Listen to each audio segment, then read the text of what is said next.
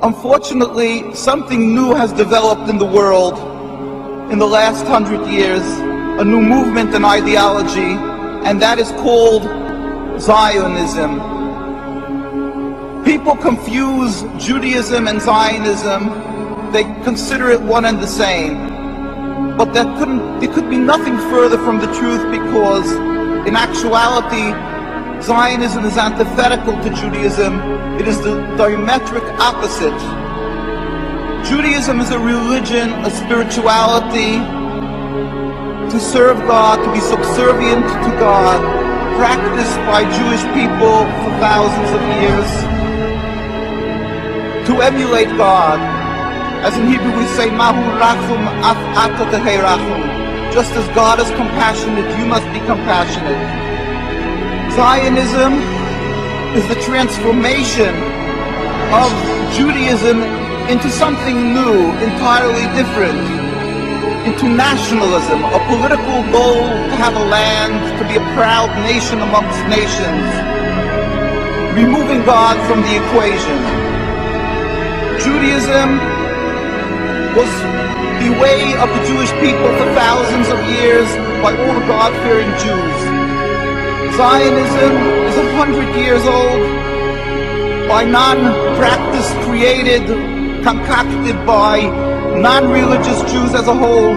Theodor Herzl, people who detested and abhorred the religion and looked for a way out, for a way to be considered still distinguished people and still remain not people who were thrown out of the community, so they gave themselves a new form of Judaism. The Torah is very clear in that when there was a decree of exile for the Jewish people 2,000 years ago, we were expressly told by God that we are forbidden to try to recreate our own establishment, our own entity.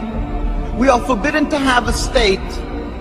Even in an uninhabited land, we must accept that our being expelled from the land of Palestine and the destruction of the temple was not because of our physical lacking, but only because of our spiritual lacking, that we were not on enough of a high level of spirituality. The books of the prophets are open, anybody can see and read that. And we yearn and pray as a Jewish people for the day when ultimately God will end this exile that we have been sent into by He Himself, without any human intervention. When all humanity will recognize the one God, there will be a metaphysical change in the world. As it states across from the United Nations in the conclave wall called the Isaiah Wall, that the day will come when they will beat the swords into plowshares.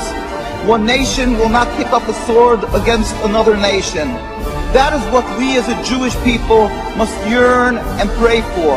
And until that day comes, we must be loyal citizens, exemplary people throughout the world, to serve God, be subservient, and be kind-hearted, good people as God requires. And I know that when I visit AIPAC, I'm among friends, good friends.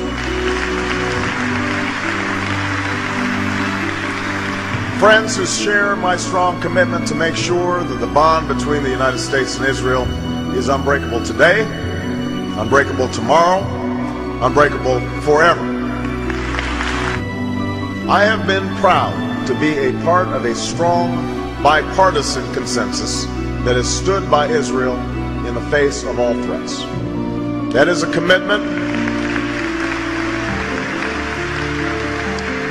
That is a commitment that both John McCain and I share, because support for Israel in this country goes beyond party.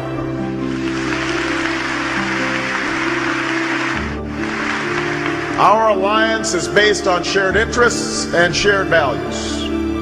Those who threaten Israel threaten us.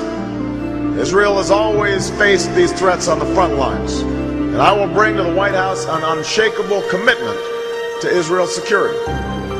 We know that the establishment of Israel was just and necessary, rooted in centuries of struggle, and decades of patient work. But 60 years later, we know that we cannot relent, we cannot yield, and as president, I will never compromise when it comes to Israel's security.